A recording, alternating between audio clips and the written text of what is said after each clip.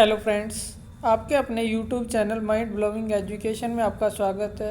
Leh Ladakh police से संबंधित बच्चों के फ़ोन और मैसेज आए कि सर इसके बारे में बताओ, सिलेबस के बारे में। तो मैं आपको डिटेल एनालिसिस जो है इसकी बता देना चाहता हूँ कि 80 नंबर का पेपर होगा, 80 मिनट होंगे सॉरी, और 100 क्वेश्चन होंगे अपने, और प्रत्येक क्वेश्चन का 1 नंबर आपका होगा और कोई नेगेटिव मार्किंग नहीं होगी। पहली बात तो ये।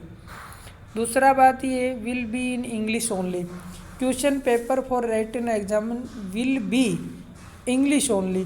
पेपर केवल और केवल इंग्लिश लैंग्वेज में ही होगा, ये भी ध्यान रखना आप। कई बच्चे ये पेपर करेंगे लेकिन कई बच्चे कर नहीं पाएंगे, मैं बता देता हूँ आपको, क्योंकि ये पेपर केवल किस लैंग्वेज में होगा, सिर्फ और सिर्फ इंग्लिश लैंग्वेज में होगा। ये बहुत बारीकी से इसके अंदर लिखा है, ये देख लेना अपना। उसके बाद पेपर ऑब्जेक्टिव टाइप होगा। एक पेपर होगा ऑब्जेक्टिव होगा, 100 नंबर का होगा। इसमें जीके जो है 60 नंबर की होगी, reasoning 15, science 15, arithmetic ability 15 number की होगी, और इस तरह करके टोटल 100 नंबर का होगा। जीके में क्या क्या आएगा वो बता देता हूँ मैं आपको। तो देखो, करंट अफेयर आएगी, नेशनल और इंटरनेशनल। अब मैं बता दूँ करंट अफेयर की, जो बच्चा इसे दिल लगा के तैयारी करेगा पक्का सिलेक्शन होगा। अगर ज़रूरत पड़ी तो इससे संबंधित, और बच्चों ने अगर अपना प्यार बनाए रखा और हमें सपोर्ट किया, तो मैं इससे संबंधित क्लास भी बनाऊंगा आपकी। मैथ और रीजनिंग की जो है हम आपको इंग्लिश मीडियम में ही पढ़ाएंगे, कोई दिक्कत नहीं है। लेकिन और जो जीके से संबंधित है उसके बारे में भी हम एक आपको एक अच्छी प्लेटफॉर्म पे से जो है जीके उपलब्ध करवा देंगे। Awareness of events and development in society. Events जो होती हैं उनके बारे में अपने को पता होना चाहिए। History, Indian geography, movement, art, culture, geography, economics, journal polity, constitution, संविधान के बारे में जानना होना चाहिए। जनरल नॉलेज होनी चाहिए पॉलिटी की। ज्योग्राफी के बारे में पता होना चाहिए। हमारा आर्ट और कल्चर, कला और संस्कृति के बारे में पता होना चाहिए। और हिस्ट्री के बारे में पता होनी चाहिए, जो इंडियन की बात करा जाए। अवार्ड्स और ऑनर्स, किस किस को कौन कौन से अवार्ड दिए गए।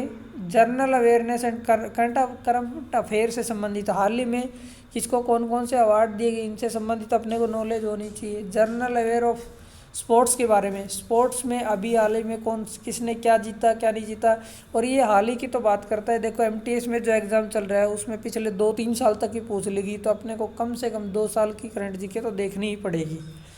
Gender and weaker section, sensitivity and general awareness, अभी जो रिपोर्ट आती है इस तरह की, इनमें हमारी कौन सी रैंक होती है, इससे संबंधित ये सारी चीज़ें इसमें पूछी गई। इन्वायरमेंट के बारे में, और कॉमन एब्रीवेशंस जो है, जैसे किसी की भी फुल फॉर्म पूछ ले, WHO की पूछ ले, वर्ल्ड हेल्थ ऑर्गेनाइजेशन, ये कॉमन एब्रीवेशंस होती है इस तरह से। NCC की फुल फॉर्म पूछ ले, BSF की फुल फॉर्म पूछ ले, इस तरह की ये कॉमन एब्रीवेशंस पूछ सकता है आपसे। और current technology and development of India, current की टेक्नोलॉजी डेवलपमेंट इंडिया का मतलब ये है, जैसे मिसाइलों का परीक्षण करता रहता है अपने, DRDO करता है, नासा करता है, इनसे संबंधित जो है चीज़ें पूछी। लद्दाख, और इसमें एक जो विशेष चीज़ दी गई, ये जो भारत हिस्ट्री, आर्ट और culture, geography and current affairs, Ladakh की भी आपको आनी चाहिए, ये चीज़ में मार्क करेगी। रीजनिंग मात्र ही 15 नंबर की है और एकदम सिंपल टॉपिक दिया गया, इसमें आप सारे कर सकते हो क्वेश्चन। एनालॉजी आनी चाहिए आपको, सिमिलरिटी। एनालॉजी का मतलब होता है संबंधात्मक, एक का दूसरे से क्या संबंध है वो, और डिफरेंस, उनमें अंतर होना चाहिए, अंतर और संबंध।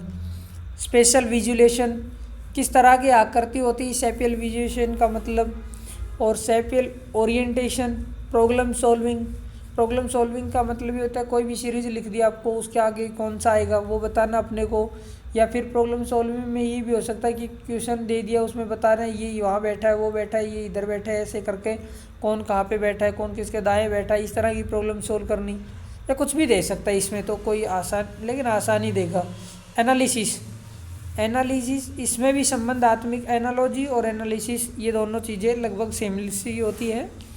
जजमेंट, जजमेंट करना ये एक अच्छा टॉपिक होता है। देखो जजमेंट करना होता है। डिसीजन मेकिंग, डिसीजन कथन और अवधारणाओं से संबंधित, कथन और निष्कर्ष से संबंधित ये डिसीजन लेने होते हैं अपने को।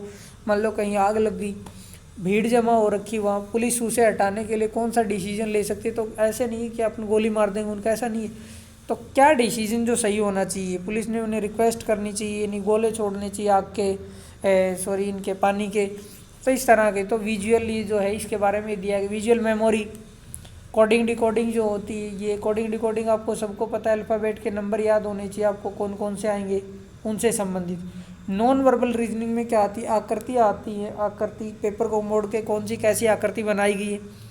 नंबर सीरीज, कोई भी सीरीज लिख दे, 2 4 6 8, सम विषम भाज्य या भाज्य किसी भी क्रम में, या कुछ निश्चित संख्या जोड़ के या घटा के, वो नंबर सीरीज से संबंधित। अल्फ़ाबेट, ABCD की सीरीज होती है, इसमें कोई नंबर लिख के, जैसे नंबर रैंकिंग। ये सब चीज़ें अगर बच्चों ने चाहा तो मैं ये सब चीज़ें आपको पढ़ाऊँगा एक प्रॉपर इसी पेपर के लिए, अगर बच्चे कहेंगे तो ये चीज़ आप देख लेना और कमेंट कर देना। अगर आप चाहते हो कि मैं इससे स्पेशल क्लास लगाऊं तो इसकी तैयारी हम अभी से करवाना शुरू कर देंगे आफ्टर दिवाली। तो साइंस का 10 नंबर की साइंस आएगी जो बहुत आसान दे रखी, basic principle of general science life up to 10th level, 10वीं लेवल तक की आएगी। लाइफ में जो यूज करी जाती है कॉमन चीज़ें, अब जैसे कोई कहते हैं घर के जो स्विच लाइट होती है इनमें कौन सा प्लास्टिक यूज किया जाता है, पाइप किसकी बनी होती है, PVC की बनी होती है, नमक का फॉर्मूला क्या है, NaCl है। इस तरह से संबंधित जो बेसिक चीज़ें होती हैं वो पूछी जाएंगी।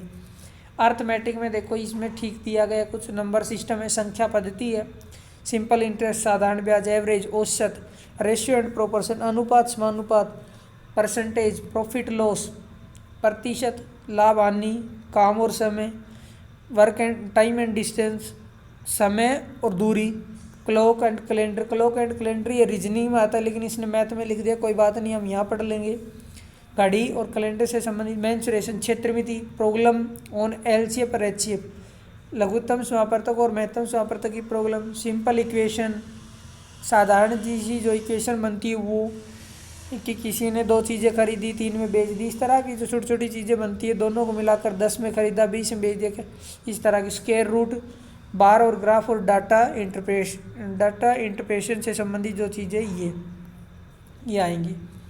तो ये सारी चीज़ें इसके बारे में मैंने आपको बता दी। और पेपर के बारे में इन्होंने देखो बहुत अच्छे से ऊपर फिर भी लिखा है, फिर मैं दोबारा बता देता हूँ कि 1 नंबर का होगा प्रत्येक क्वेश्चन, लेकिन there will be no negative marking, the question paper written exam will be in English only, केवल इंग्लिश में होगा पेपर। ये चीज़ आप ध्यान रख लेना और ये चीज़ आपसे शेयर करनी थी। अगर अब भी किसी भाई को कोई प्रॉब्लम आए तो वो आप हमें कमेंट कर सकते हो। और अगर आप चाहते हो कि मैं इसकी प्रॉपर क्लास लगाऊं तो मैं कहता हूं मैं आपका 1 नंबर नहीं कटने दूंगा इस चीज़ में, तो आप मुझे ज़रूर वो करना, हम अपने चैनल पे ज़रूर आपके लिए क्लास करेंगे। और जो भी भाई यूट्यूब चैनल पे नए वो चैनल को सब्सक्राइब कर लेना, और जो भी भाई अपने यूट्यूब चैनल पे वीडियो देखते हो वो प्लीज़ सब्सक्राइब ज़रूर, प्लीज़ शेयर ज़रूर कर देना ना। Thank you so much.